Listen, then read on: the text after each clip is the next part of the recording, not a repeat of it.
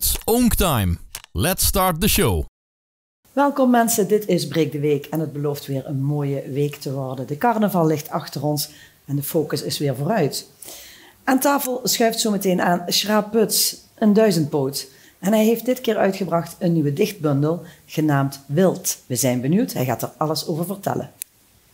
Vervolgens gaan we aandacht besteden aan een vereniging, misschien wel de oudste harmonie van Nederland, de Koninklijke van Roermond, want die bestaat 250 jaar. Er staat een heel uitgebreid programma, hebben ze opgezet voor de komende maanden. En we gaan er alles over horen, want we gaan praten met Sarah en Teuntje. Ja, en tot slot eindigen we dan bij het Huis van de Pelgrim. Mathieu Bemelmans gaat ons vertellen over de bedevaartstochten naar Lourdes. En ook daar zijn we heel benieuwd naar. En naar die in Rome en nog veel meer, want er is nog veel meer over te vertellen. Mooi. Maar we gaan beginnen met Schraap Puts. Ja, welkom Schra. Dankjewel. Hartelijk welkom. Dankjewel. Ja, ik zag het al in het duizendpoot, want in die leven heb je al heel wat gedaan, metgemaakt. En nu ga je nog heel veel metmaken, of niet? Ja, ik zeg net tegen mijn buurman, over het in het platform zien. Ja, zeker. Ja, ik kan gewoon delen. Ik zeg net tegen mijn buurman dat ik in 2023 december binnen de eerste AOW heb gekregen, maar ik heb nog nooit zo druk gehad. Ja, het horen verdukken. Ja, hè? Ja. Ik schreef, Gerry, ik wil nog een boek schrijven. Hans van Bergen is me nu aan het helpen met een schrijversmoest, want dat ligt al heel erg lang. Het ministerie van Creatief Denken is eigenlijk in de businessroman. Maar ja, ik schreef ook een column iedere week en ik ben trouwambtenaar. Ja. Ik ben ook woorddienstbegeleider. Weet je wat het is? Nee. Weet je wat het is? Ik heb een vermoeden, ja. Ik heb ook een vermoeden. Nee, ik weet het niet. Maar je gaat het vast uitleggen. Ja. Ja, als er iemand overlijdt, dan gaat... Ik werk alleen met de DLS samen, hè, dingen. Dan gaat gewoon die doorheen. En dan zeg ik, oké, wat moet er gebeuren? Crematie begraven en koffietafel, blablabla. En dan vragen ze, gaat je de dienst zelf aan elkaar rijgen en teksten schrijven. En als mensen dat zeggen, nee, dat kennen we niet. Dan hebben ze een pool van woorddienstbegeleiders. En daar ben ik er een van. Dat is wel heel dankbaar werk. Oh, dat is ongelooflijk dankbaar. Ja. Ik heb toevallig... je doet heel veel dingen, hè? Je geeft ook trainingen, workshops, creativiteit. Eigenlijk bijna te veel om op te noemen. Maar het voordeel is wel dat het allemaal een beetje in elkaar grijpt, lijkt me. Eigenlijk wel, ja. Dat is ook mijn vak, mijn bedrijf, Creative Brainworks. En ook dat stroomt nog altijd de opdrachten van binnen. Dat doe ik voor overheden, maar ook voor grote bedrijven enzovoorts. Dus ja, maar ook voor een grote politieke partij in Limburg heb ik laatst een aantal dagen getraind. En mijn creatieve geest leent zich daarvoor. Maar ik kan geen tegels zetten, dat kan ik niet. En nu heb ze het uitgebracht, dat likje voor ons, de dichtbundel Wild. Ja, wie is dat tot stand gekomen? Ja, ik schreef heel duks en heel veel gedichtjes zo, omdat ze bij me opkomen. Misschien dat ik er voor de uitzending zomaar een heb genoteerd. En die zag ik dan op Facebook en heel dag zag ik me, breng die nou eens uit. Maar ja, ik schreef die allemaal graag, maar dat georganiseerd van dat vind ik zo'n gedoons. Maar nu heb ik er weer een keer aardig gezet en de collega-columnisten vertelde me wie hij dat deed. En zo is het gekomen. Maar is het nou zo dat het dichten, dat je dat altijd al gedaan hebt, daarnaast? Ik weet niet. Ja, ik heb wel heel veel liedjes geschreven. Ja, natuurlijk. Dat ook. Ja, met de muziek heb ik er niet eens over gehad, inderdaad. Nee. Maar de presentatiedingen die je doet. Ja, ik heb de LVK gepresenteerd. Ja. De staatsprestatie heb ik ook mede opgezet. Mede bedacht, ja. En, maar ja, dat is eigenlijk een natuurlijke beweging voor mij. Alle liedjes die ik geschreven heb, die heb ik eigenlijk tekst en muziek binnen een half uur geschreven. Ja. Is dat voor deze gedichten ook zo? Is daar een parallel in? Of zeg je, ik heb het toch anders aangepakt? Als ik moet gaan zoeken voor een gedicht, dan ligt het zo in de volle bak. Nee, absoluut niet. Je moet het echt ontvangen en opschrijven? Ja, dat valt zo maar eruit. Ja. En hoe komt dan de titel Wild vandaan? Van een van de gedichtjes die erin staat. Ja. Het gedichtje, dat is ook het kortste. Vanavond zei mijn vrouw, ik was het haast vergeten, staat wild op het menu. Daarna gaan we wat eten. Ja, dat is het. En toen dacht dat pak ik meteen. Ik keek een keer naar Dorrestein, Hans Dorrestein, die was bij de Wereld Door. En het ging toen over light verses. Dit is een light verse. Dan. Een kleine knipoog op de dag. Ja. Ja, een kleine dan kan ik ook wel diep. Want sommige gedichten zijn ook wel wat zwaarder, hè, die erin staan. Ja. Sommige zitten gedichten over kanker bijvoorbeeld in. Ja. Nou, dat was niet... niet mals, niet hè. gezellig. Nee. Maar soms... Hoe heb je die selectie gemaakt? Gewoon de eerste 30 volgens mij. Dus toen heb je er nog heel veel liggen voor de volgende. Ja. Maar deze zet je op het verkeerde been als je me toestaat. Ja, zeker. Laat horen. Dat is misschien een bisschoppelijke aanwezigheid een beetje. Maar ja, het moet maar. Ik trek je smalle lijf op mijn schoot. En pak je zachtjes vast bij je ranke heupen. De aanraking van je smalle hals brengt een zachte trilling teweeg. Ik speel met je zoals niemand dat kan en je reageert perfect op mijn spel. Uit jouw mond klinken altijd zoetgevoiste klanken. Maar ik weet als geen ander dat ik je met 1 beweging vals kan maken. Jouw stemming kan zeker wisselen, maar ik weet er altijd zo'n draai aan te geven dat er weer harmonie ontstaat. Alleen jij en ik raken samen jouw gevoelige snaar. En daarom ben en blijf je mijn favoriete gitaar. Ja, fantastisch. Ja, zo. Ja. Ze staan hier op de toonbank in een mooie passend display. Je hebt ook een mooie poster, dus die marketing, dat zal goed geregeld zijn.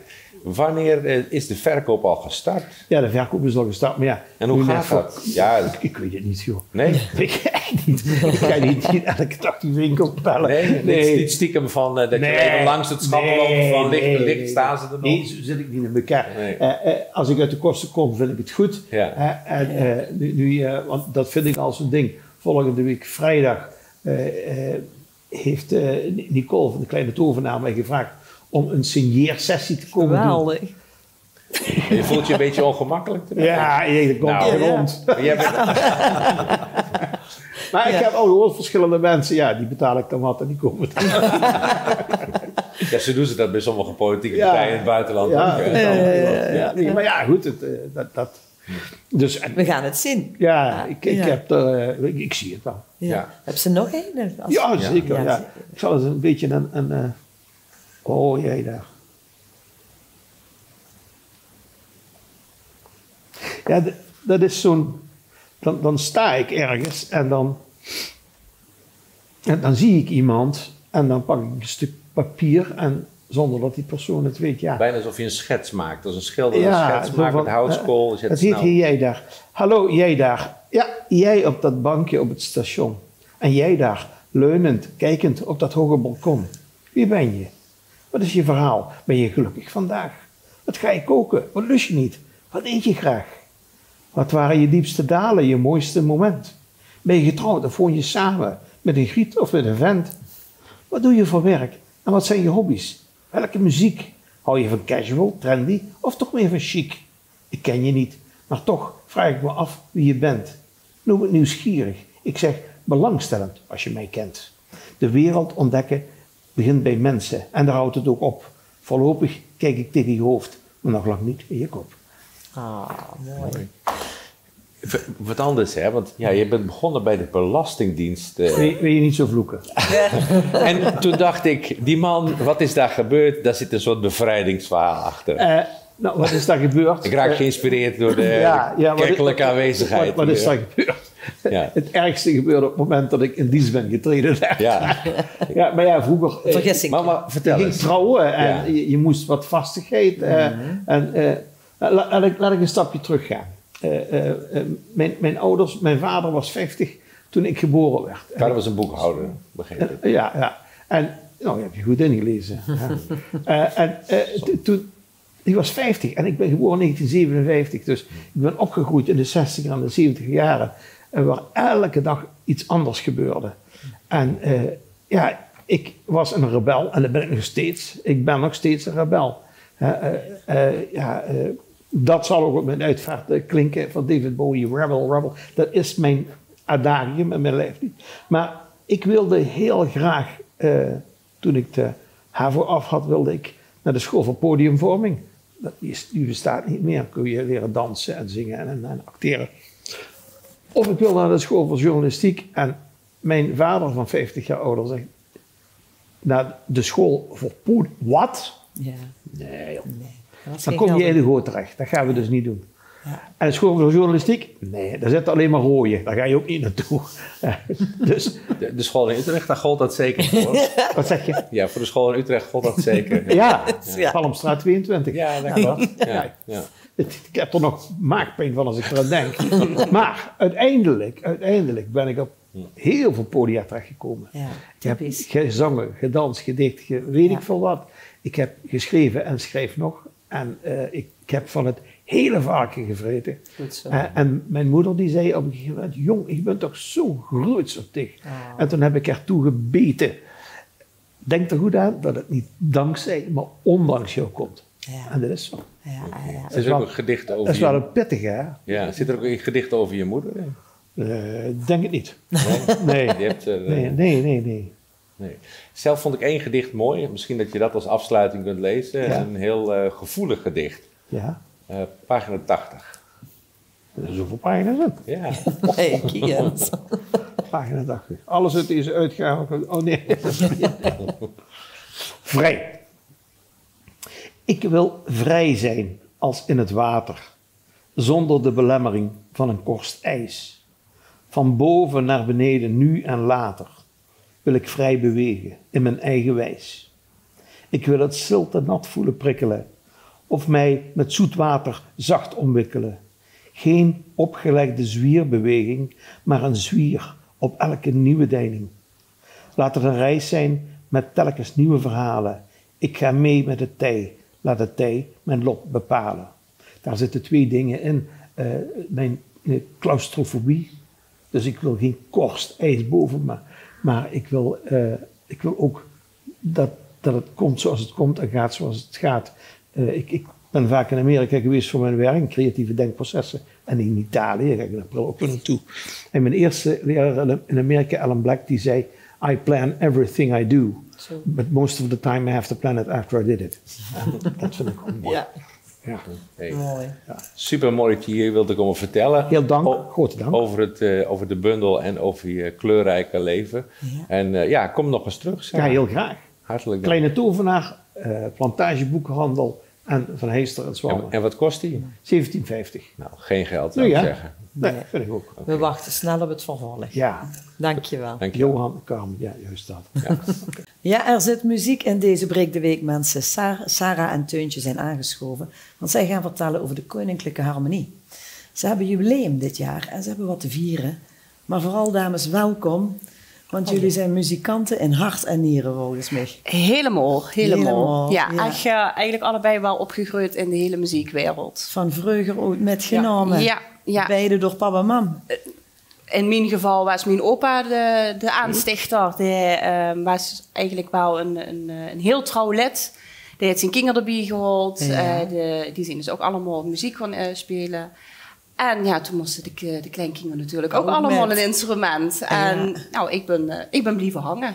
Als enige, of zijn er toch nog Nee, ik meer? heb nog één neef die wat ook nog muziek speelt. De rest is wel afgehaakt. Maar de harmonie is toch Wie wel dichtklopt. mijn Zo.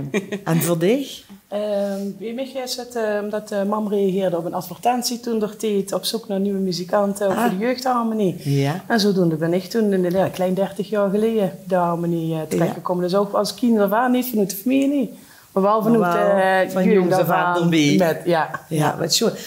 Het is altijd lastig. Hè? Op dit moment is best wel een discussie. Hè? Er werd geen muziekles meer gegeven op school. En dat zal het voor u ook lastiger maken om jeugdleden te werven, of niet? Nou, we zijn wel bezig op verschillende scholen om scholenprojecten op te Kijk. zetten. Dus we hebben wel aanwas, of tenminste dat is de bedoeling, dat we aanwas kregen.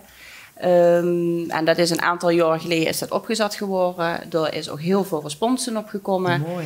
Het lastige is alleen dat op een gegeven moment die kinderen gaan studeren en dan gaan ze naar een andere stad toe en dan is het toch lastiger om ze weer terug te krijgen. Of te houden. Of te haaien inderdaad. En dan is het toch eigenlijk wel dat de kinderen van leden zelf, dat die meestal wel blijven hangen. Of als er vriendjes of vriendinnetjes nog erbij zitten. Ja, want het is één grote familie. bij u, Uiteindelijk wel. volgens mij. Ja, ik ga maar eens kijken. We hebben een aantal jaar geleden hebben we eens een keer een Cecilia-feest gehad. En toen heeft een van ons leden heeft toen een soort stamboom gemaakt. Dat iedereen op een of andere manier wel met elkaar verbonden was. Ja, heel erg leuk. Is zo. Wie voor leden heb je? Op dit moment net zo ongeveer. Ja, nou, we hebben over de hele harmonie gezien, denk ik dat we wel een 150 leden hebben. Maar we zijn wel ongeverdeeld in verschillende afdelingen. Dus we hebben een jeugdharmonie, we hebben een grote harmonie. Daar spelen we eigenlijk allebei bij. Ja. Dan hebben we voor een aantal, om het even zo te zeggen, de Aierenvereniging Da Capo, die bestaat nu 10 jaar. En dan hebben we nog het klasse die we nu opnieuw zijn gestart. Dat zijn dan eigenlijk ook allemaal mensen die wat ooit muziek gemaakt hebben of die wat juist nu muziek willen maken. Maar dat is eigenlijk ook wel 50 plus, zal ik maar zeggen. Ja, en dat is eigenlijk het grootste gedeelte. En je zit ooit koninklijk geworden. Ja. Ja, in de geschiedenis. Ja, wie is dat tot stand gekomen? Zullen we het vertellen? Ja. Vertel het maar. Nee, dus eigenlijk kan je een kamerorkestje is dat begon bij de Bisschop vroeger, omstreeks 1774.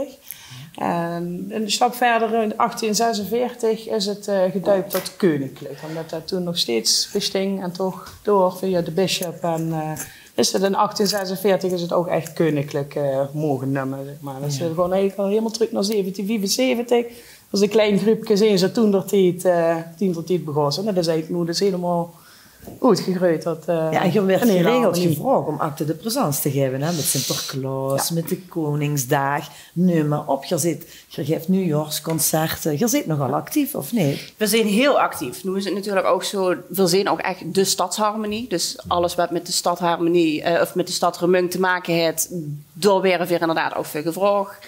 Denk dus inderdaad ook aan een stadsprocessie. Denk aan een dodenherdenking. We hebben vroeger ook altijd in Remung zelf de repetitiezalen gehad. Er zijn op verschillende plekken in Remung. Zijn er nog wel een aantal plekken hoe dat is? Ja, maar je vertelde in het voorgesprek eigenlijk, jullie hebben een soort rondleiding gehad een tijdje geleden voor leden om langs al die plekken. En het lijkt dus dat de harmonie niet alleen qua leeftijd, maar ook qua plekken heel erg verbonden is met de stad. Zodat er overal plekken zijn, stukjes van dat verhaal van die harmonie die 150 jaar bestaat. Ja, zeker. Ja, zeker. Vroeger was het natuurlijk zo dat je was heel wat als je bij de Koninklijke Harmonie van Roermond zat. Ja? Ze mocht. Ja, het was wel echt beetje met de standing. Ja, ik denk het wel. Ik denk, gelukkig is dat wel wat minder geworden. Het was ook inderdaad dat vroeger alleen de mannen lid mochten worden. De vrouwen mochten helemaal niet lid worden. Dat is in de jaren 50, meen ik, is pas het eerste vrouwelijk lid erbij gekomen. Dus ja, zo lang is dat eigenlijk nog niet. Komt met de jaren. Ja, zo gaat dat natuurlijk. Gelukkig is dat niet meer, aan de orde. Maar daardoor waren eigenlijk alle belangrijke mensen, hadden wel op een of andere manier een connectie met de harmonie. Was het door het spelen, of misschien ook wel door beschermheiligen of zo. Volgens mij wat ook nog wel een dingetje van het zien vader het bij ons bij de harmonie. Ja.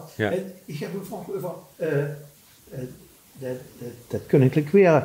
Mijn broer, we hebben toen altijd die childrie gehad hangen. Ja. En op enig moment heeft mijn broer dat geschonken aan de koninklijke.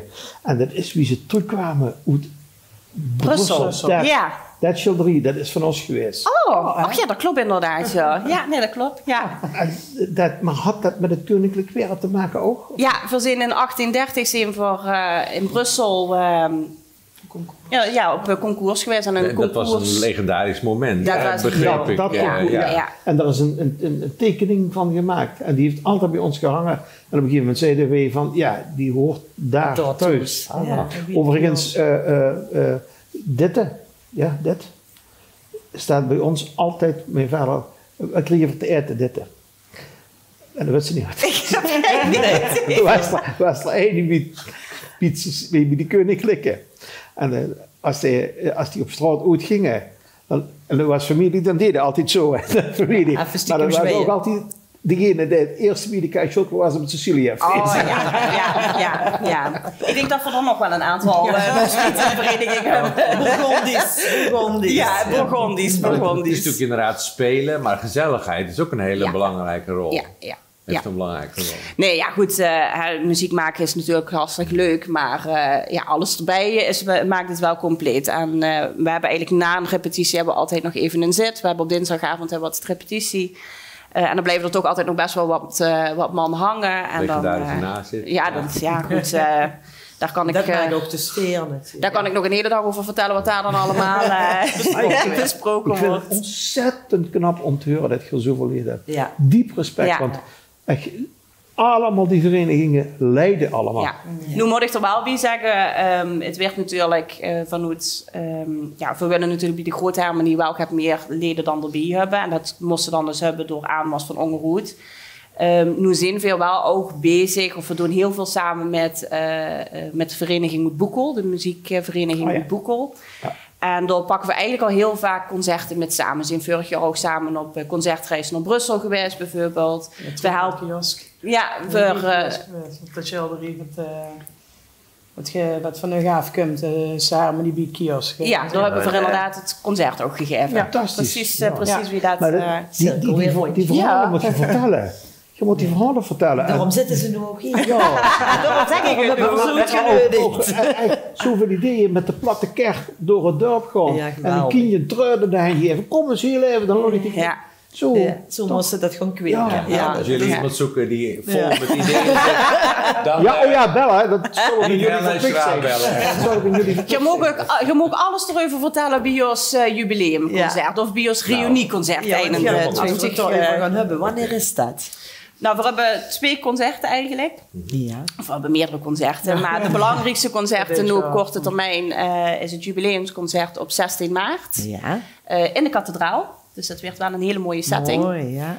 En we hebben een reunieconcert op 21 juni. En dan nodigen we eigenlijk alle aardleden, of die wat op een of andere manier een connectie hebben met de koninklijke, die nodigen we uit om in het gebouw zelf samen muziek te maken. Hebben jullie daar al reacties op gehad? Want ik kan me voorstellen dat mensen die niet meer in Roermond wonen, die altijd vroeger gespeeld hebben als kind, of geen idee, dat die op een gegeven moment denken, nou dat is nou mooi, daar kom ik voor terug. Ja, is dat ook zo? Mensen nog de instelling van niet uit het oog, maar nog steeds in het hart.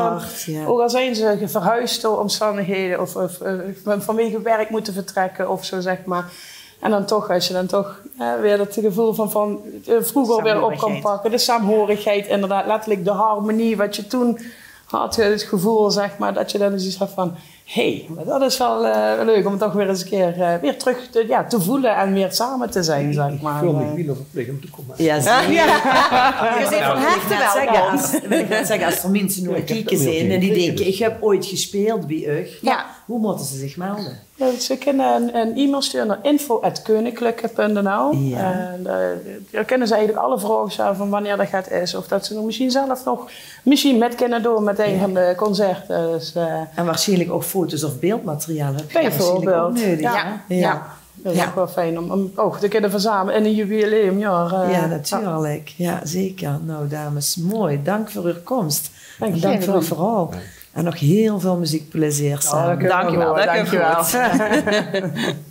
Pelgrimstochten zijn zo oud als het christelijk geloof. Je gaat ergens naartoe om je geloof te verdiepen, een stuk reflectie, een stuk bezinning en om meer te ervaren. Soms ook alleen, soms samen met anderen. En het is nog steeds actueel en het aantal pelgrims, het katholieke pelgrims, neemt gewoon heel erg toe. En bij ons is aangeschoven Mathieu Bemelmans van het Huis voor de Pelgrim. Dankjewel voor je komst. Ook van het bisdom weer voor een woordvoerder. Heb jij een verklaring voor die populariteit? Want ik zat op jullie site te lezen. Duizenden mensen die gaan vanuit de katholieke gemeenschappen in Nederland op bedevaart naar plaatsen als Lourdes, Rome, maar ook andere plekken in de wereld. Heb je daar een idee hoe dat komt? Ja, wij organiseren elk jaar voor ongeveer 3.000 tot 4.000 mensen bedevaartreizen naar allerlei verschillende orden. En de reden waarom ik het aanspreek, dat zullen verschillende zaken zijn. Mensen zijn van huis weg. Ze zijn met een groep op pad. Je gaat ergens naartoe. Je hebt een doel om naartoe te reizen. En daar zoeken ze iets van bezinning, van geloofsverdieping. Maar ook in combinatie met het feit dat je met anderen onderweg bent en dat je even thuis weg bent. Dat spreekt in combinatie met elkaar spreekt dat heel veel mensen aan. Een van de bekendste reizen is misschien wel die naar Lourdes in Frankrijk. Ik neem aan dat je er zelf meerdere keren bent geweest. Ik heb nooit precies geteld, maar ik denk dat ik er een 75 keer of zo geweest ben. Ja, dus je bent wel een specialist op dat gebied, zal ik maar zeggen. Ja, dat is misschien wat overdreven, maar... Ja, nou goed. Misschien kun je kort het verhaal schetsen voor de mensen die het niet kennen over het meisje wat daar verschijningen had. Een hele lange tijd geleden. Ja, in 1858 was er een meisje, Bernadette Soubirous heette ze, 14 jaar oud. Die ging op een dag met een paar vriendinnetjes hout sprokkelen. En terwijl die vriendinnetjes het riviertje overstaken en zij eerst nog moeite deed om haar klompen en haar sokken uit te trekken, toen hoorden ze in een rotswand die daar vlakbij was opeens een gefluister of een windruisen. En toen ze opkeek, zag ze daar een mooie dame. En achteraf heeft de kerk bepaald dat moet Maria geweest zijn. Maar Bernadette heeft zelf nooit gezegd dat ze Maria gezien heeft. Ze zei altijd, ik zag een mooie dame. En het is niet bij die ene keer gebleven. Dat zijn uiteindelijk in de loop van het jaar 1858 18 van dat soort verschijningsmomenten geweest. De kerk heeft dat daarna onderzocht en gezegd van ja, dit is een heel authentiek verhaal. Dit kan niet anders dan een Maria-verschijning geweest zijn. Wij moeten zeggen dat dit klopt eigenlijk. Ja, er was ook wel twijfel aan. Hè? Ja, zeker. Ze is in het begin zeer zwaar ondervraagd door de politie en door het Openbaar Ministerie en ook door commissies van de kerk en noem maar allemaal op. Maar uiteindelijk, ja, niemand kon haar betrappen op een ander soort verhaal. Ze vertelde steeds hetzelfde verhaal en het klopte allemaal met elkaar. En dat heeft er uiteindelijk toe geleid dat die verschijningen erkend zijn als authentiek. Waardoor Lourdes, wat eigenlijk een heel onooglijk klein stadje aan de voet van de Pyreneeën was, ja, min of meer ontploft is en uitgegroeid is tot, ik zeg altijd, tot het hoofdkantoor van Maria. Ja. Want er komen enkele miljoenen pelgrims per jaar sindsdien. Ja. Ik ben er ooit 1 keer geweest en wat mij opviel is de oprechtheid van de mensen die daar komen, die daar echt komen om hoop te putten en vertrouwen te vinden. Want dat is natuurlijk wel zo. Het is langzaam steeds meer gegroeid. En vooral in die beginperiode, ik heb dus zitten nadenken van hoe zou dat nou komen? Maar het was natuurlijk een heel onzekere periode in Europa. Dus mensen hadden misschien behoefte aan steun en aan inspiratie. Zou dat een verklaring kunnen zijn? Ja, dat zal er zeker meegespeeld hebben. Ook in die periode, jaren 50 van de 19e eeuw, was er daar in de Pyreneeën ontzettend veel armoede. Heel veel hongersnoden op dat moment. Een aantal onlusten in de wereld speelden mee, eigenlijk net als op dit moment. En dat zal zeker meegespeeld hebben. Andere zaken zijn van heel praktische aard. Lourdes had een station, wat in 1858 nog niet zo bijzonder was, niet zo gewoon was. Dus je kon er met de trein naartoe. En dat maakte het ook mogelijk voor heel veel mensen van verder af om daar naartoe te reizen. Wat met plekken die ergens midden in de wildernis lagen natuurlijk veel moeilijker was. Ja, en uiteindelijk is er ook een hele industrie omheen ontstaan. Hè? Want ja, je hebt daar allemaal winkeltjes met dat wat je in Israël ook hebt, in Jeruzalem. Het is een heel groot ding geworden. En vanuit Nederland, vanuit Roermond eigenlijk aangestuurd, gaan er ook heel veel reizen naartoe. Ja, Maastricht is het niet Roermond, maar dat doet er niet toe. De organisatie is oorspronkelijk opgericht als de Limburgse bedevaart naar Lourdes. Ja. Later zijn er andere organisaties bijgekomen en nu noemen we ons het Huis voor de Pelgrim. En we zijn eigenlijk de enige officiële bedevaartorganisatie in heel Nederland. En elk jaar gaan er 3.000-4.000 mensen vanuit het hele land met ons mee op reis naar Lourdes. Ja, het gaan ook naar allerlei andere bestemmingen. Een van die bestemmingen is Rome, want het is nu een speciaal jaar voor de katholieken. En dat is nog ook spannend, want het gaat de laatste tijd niet zo goed met de paus, de grote voorganger van de katholieke kerk. Hoe zit het met die voorbereiding van die pelgrimage? Ja, die vindt eind april, begin mei plaats in de meivakantie. Daar gaan we vanuit het hele land met meer dan 1000 mensen naar Rome toe. Dat is onderdeel van de festiviteiten in het kader van het heilig jaar of het jubeljaar, zoals dat genoemd wordt. Dat is een bijzonder evenement dat eens in de 25 jaar plaatsvindt. De vorige keer was dus in het jaar 2000, nu in 2025. De paus is inderdaad de grote trekker daarvan. En wat dat betreft is het heel vervelend dat hij nu zo ontzettend ziek is. En we moeten afwachten hoe zich dat gaat ontwikkelen. En of die eind april wel in staat is om ons persoonlijk te ontvangen. Want dat hopen we natuurlijk, dat we hem als Nederlandse groep ook kunnen ontmoeten. Maar goed, mocht dat niet zo zijn, dan gaat onze bedevaart toch door en proberen we de mensen toch een mooie reis naar Rome te bezorgen. Want hij is toch een inspirerende figuur, heb ik begrepen. Hè? De ene paus is de andere niet. Ze hebben allemaal verschillende insteken, focus. Hij heeft onlangs opgeroepen om bewust te worden van de ecologische ramp die zich nu wereldwijd aan het voltrekken is. Dus een paus met een groen geluid, zal ik maar zeggen. En dat spreekt blijkbaar mensen aan. Want ik zag dat mensen inderdaad in het kader van het pelgrimsjaar nu ook al naar het ziekenhuis gaan waar hij verblijft. Ja, ik weet niet of het een met het ander te maken heeft. Want ook toen de vorige pauze ziek waren en in het ziekenhuis lagen, gingen mensen daar naartoe om daar te bidden en kaarsjes op te steken. Maar het klopt dat Paus Franciscus zeer begaan is met het lot van de armen.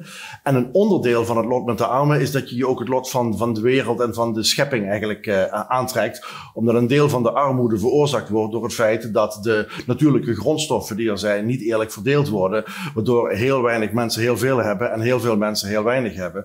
En dat hangt voor hem heel nadrukkelijk met elkaar samen. Hij heeft daar een heel beroemd document over geschreven, Laudato Si. En van daaruit zijn heel veel mensen geïnspireerd om daar inderdaad mee bezig te zijn.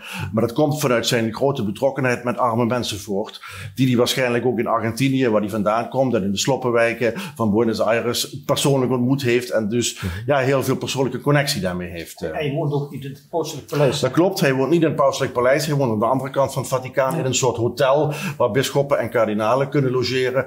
Omdat hij ook graag tussen de mensen wil zijn en niet helemaal in zijn eentje op zo'n flatje daar wil zitten. Dus het is echt een mensenpaus. Kun je absoluut zeggen. Je hebt soms wel die bureaucraten die meer theologisch georiënteerd zijn of organisatorisch. Ik kan je de film The Two Popes aanraden. Ook de overgang van Ratzinger naar Franciscus. Maar Ratzinger had op zijn manier ook een hele belangrijke bijdrage aan de kerk geleverd. Alleen het was een totaal ander type. Ja. Het was een intellectuele paus en dit is een paus van het volk. Dat zijn de grote verschillen. Ja, je ziet ook dat het tijdsbeeld is zo waar de mensen het meeste behoefte aan hebben. Dat overleeft uiteindelijk. Dat is de Heilige Geest. Ja, absoluut. Ja. Is het nou ook zo, want de kerk, dat is natuurlijk niet zo leuk om te vertellen, maar het is wel de realiteit. Die staat al jaren onder druk vanuit dingen die in het verleden zijn geweest. Aan de andere kant is het een instelling die al, ik denk 1700 jaar bestaat ongeveer. Of misschien nog wel iets langer. 2025 om precies te zijn. Nou ja, goed, 2000. Ik denk dat Jezus nog niet een kerk had gesticht. Maar goed, het verhaal is eigenlijk van, wat ik wil maken, is van die sociale betrokkenheid die paus eigenlijk tentoonspreidt. Die focus op sociale rechtvaardigheid en ecologische ramp en die koppeling die daartussen is. Zou dat een insteek kunnen zijn in combinatie met de dingen die het geloof sowieso biedt om de kerk te revitaliseren, om mensen weer naar die kerk te brengen? Het is absoluut altijd een belangrijke pijler onder de kerk geweest, al vanaf het begin af aan. Christus zelf ging naar de armen toe en heeft zich daar heel nadrukkelijk mee bezig gehouden. En er zijn eigenlijk 3 belangrijke pijlers onder de kerk. Die noemen we leren, vieren en dienen. Leren is catechese, de theologie zeg maar. Vieren is samen naar de kerk gaan, liturgie vieren. Maar dienen is vooral dienstbaar zijn aan de mensen om je heen. En te zorgen dat je de mensen om je heen bij elkaar brengt en daar helpt waar nodig is. En de apostelen die hadden al in de eerste tijd, toen zij het geloof verkondigden, mensen aangesteld die naar de armen en naar de wezen moesten gaan en daarvoor actief voor moesten zijn. Dus het is echt een onderdeel, diaconie heet dat dan in kerkelijke termen, dat vanaf het allereerste begin een belangrijk onderdeel van de boodschap is geweest. Ja, het waren die basisgemeenschappen eigenlijk. Ja, dus, maar goed, zeker. Ik bedoelde te zeggen dat het zo niet echt een kerk zoals we die nu kennen. Nou ja, de organisatiestructuur is inderdaad van later gekomen, maar we gaan er zeker vanuit dat Christus de kerk gesticht heeft. Absoluut. Als we teruggaan naar de tochten, nemen jullie ieder jaar dezelfde mensen mee? Of zijn het andere mensen? Bieden zich meer mensen aan dat jullie mee kunnen nemen? Hoe maak je die keuze? Hoe gaat zoiets? Nou, het is in principe een open inschrijving. Mensen kunnen zich aanmelden. We hebben door het hele land ook in parochies vertegenwoordigers die gewoon mensen werven. En die elk jaar vanuit een bepaalde regio met groepen meegaan. Ook hier in de regio Midden-Limburg zitten een aantal vrijwilligers die elk jaar grote groepen mensen meenemen. Ja, op een gegeven moment is de trein of het vliegtuig of de bus vol en dan houdt het op natuurlijk. Dan zijn we weer voldoende hebben om een tweede trein te laten lopen. Maar goed, dat is nog en kom je dan op een wachtlijst voor volgend jaar? Of hoe gaat dat in Nee, dan kunnen we op een wachtlijst komen en op een gegeven moment dan krijg je bericht of je wel of niet mee kunt gaan. Zo ging met Jozef en Marie ook. Ja, inderdaad. Er was geen plaats. Er was geen plek. Dat is waar. Ja. Misschien nog aardig om ook te vertellen dat in het kader van het Heilig Jaar er dit jaar ook bedevaarten naar Roermond georganiseerd worden. Dat we hebben in Roermond 3 kerken aangewezen als jubileumkerken, 4 eigenlijk. De kathedraal, de Münsterkerk, de Caroluskapel in de Zwalmerstraat en de Winterbroederskerk, dus de protestantse kerk. Zij werken ook mee. En mensen uit heel Limburg, eigenlijk uit heel Nederland, zijn uitgenodigd om in het kader van het Heilig Jaar, als ze niet naar Rome of zo kunnen om naar Roermond te komen. En hier in Roermond een tocht tussen die 4 kerken te lopen. Is een route voor uitgezet. Met ook een wat verklarende tekst erbij. En gebeden en teksten en liedjes die daarbij horen. Dus hopelijk komen er in de loop van dit jaar ook heel wat pelgrims naar Roermond toe. Nou, de Bisschopsstad. Zeker. Ja. Is dat die tocht waar mensen dan een aflaat mee kunnen krijgen? Of? Dat is een van de onderdelen, ja. Dat hoeft niet, maar dat zou kunnen als je dat zou willen. Is dat toch? Ik wou net zeggen, ik vond het wel bijzonder om te lezen dat dat nog bestaat. Ja. En een soort religieuze medaille eigenlijk. Maar goed, ik leg het nu misschien niet helemaal goed uit.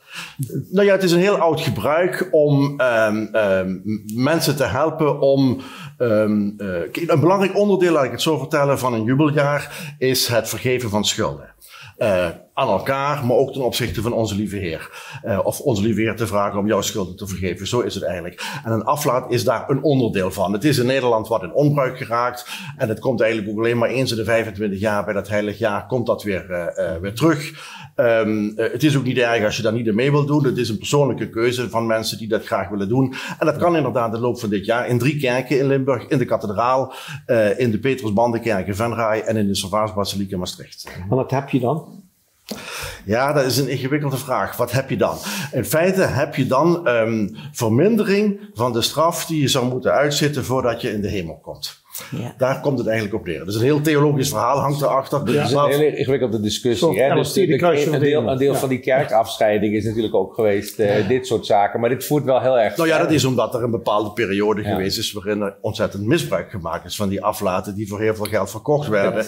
En dat geld werd dan gebruikt. En dat is natuurlijk helemaal niet de bedoeling. Nee, okay. Even terug naar die pelgrims, want daar zit je hier voor, het huis voor de pelgrim. Waar kijk je nou zelf het meest naar uit? We zitten nu in begin maart naar tochten die op stapel staan, waar je zelf naartoe gaat. Ik ga met de bedevaart mee naar Rome, maar ik zal later dit jaar ook nog naar Lourdes gaan. Ik ben toevallig afgelopen maand ook en in Lourdes en in Rome geweest. Dat zijn toch 2 hele bijzondere plekken. En het allermooiste wat je op beide plekken ervaart is de wereldkerk. Je ontdekt dat je als Nederlandse gelovige niet alleen staat, maar dat je deel uitmaakt van een wereldwijde gemeenschap. En als je in Nederland in een kerk zit waarin niet veel mensen zitten, dan zou je wel eens kunnen denken, ik ben de laatste der Mohikanen. Maar als je in het buitenland gaat kijken, waar Wereldjongerendagen worden gehouden met 1,8 miljoen deelnemers, dan denk je, ja, Nederland is de uitzondering en niet andersom. Ja. Hoe komt het nou? Een van mijn oud-cursisten, ze woont in Friesland en ze is bij, weet ik niet, een of andere geloofsgemeenschapsgroep met heel veel jongeren en die jubelen zich 3 slagen in de ronde elke week. Hoe komt dat nou? Want die hebben toch geen andere Jezus? Als het goed is niet. Nee. Het is, ja, ik weet niet of het een protestantse of een katholieke jongerengroep is. Het feit is dat bepaalde protestantse kringen altijd veel actiever zijn geweest dan de katholieke kringen. En met name de evangelici zijn vaak wat blij. Zeker. Ik zie nog een vraag. Ik kan me voorstellen dat zo'n periode dat jij met zo'n mensengroep op pad gaat, dat is heel intens. En daar komen ook emoties bij vrij. Is er nou iets wat jou het meest is bijgebleven? In al die jaren, al die keren dat je bent geweest? Dat is een hele moeilijke vraag. Want er zijn heel veel... Ja, daar kan je toch wel een verhaal vertellen. Je kunt in Lourdes in het bad gaan met Lourdeswater. Dat is een bekend verhaal natuurlijk. Hè. Mensen hopen dan te genezen als ze het water krijgen. In de coronaperiode zijn die baden gesloten, omdat dat te gevaarlijk was. En toen heeft men een alternatief bedacht, namelijk een gebaar van water. Er wordt Lourdeswater uit die bron in een kan gedaan en in een kom geschonken. En je kunt dan met je handen je gezicht of zo nat maken. En dat heeft het voordeel dat je ook niet 1 voor 1 in dat bad hoeft, maar dat je met meerdere mensen tegelijk kunt. En er was vorig jaar, of 2 jaar geleden was dat intussen, was er een jongen die in een rolstoel zat en zeer ernstig gehandicapt was, maar die dolgraag dat gebaar van water wilde maken. En hij ging met zijn begeleider, ik geloof dat het zijn broer was, daar naartoe. Hij werd er door een Belgische priester bij begeleid. En hij heeft niet meer gedaan dan water in zijn handen en door zijn gezicht gewreven. Maar het was een enorm emotioneel moment. En ik heb die jongen daarna nog nooit zo blij gezien als dat ik iemand gezien heb als op dat moment, eerlijk gezegd. Mooi, ja. Dan weet je het waard van. Maar was hij genezen? Nee. Veel mensen die naar Lourdes gaan daar niet naartoe met het idee om genezen te worden, maar om kracht op te doen en steun op te doen. Ze zeggen altijd een bekend cliché van mijn accu is weer opgeladen. Ja. Dan kunnen ze er weer een tijdje tegen. Want iedereen die met 1 been naar Lourdes gaat, weet ook dat hij niet met 2 benen terugkomt. Nou, super dank dat je je verhaal wilde vertellen. Hartelijk dank. En ook veel geld. Kom nog eens terug. Ja, mooi. Dankjewel. Ja, dit was Breek de Week. We sluiten zo meteen nog af met Sjaap Puts, die nog een paar mooie woorden heeft opgeschreven voor ons. We zijn heel benieuwd. Dank voor het kijken, dank aan de gasten die hier aanwezig waren en graag tot de volgende keer. Tot volgende week. Sjaap, en dig het woord. Johan en Carmen breken de week. Het ziet er simpel uit van buiten, zo denkt de leek. Maar alras, zo is al vaker gebleken, kun je hier de week maar ook een potje breken. Met gedichtjes, de koninklijke en het pelgrimshuis. Soepel schuiven die twee het voor de buis. Wat mooi dat onze stad deze ruimte heeft om met Mathieu te spreken tot een lengte van dagen als God bleef. Dankjewel. Deze uitzending wordt mede mogelijk gemaakt door Kampeerwinkel Roermond en Brasserie en Adventure Golf Het Pakhuis.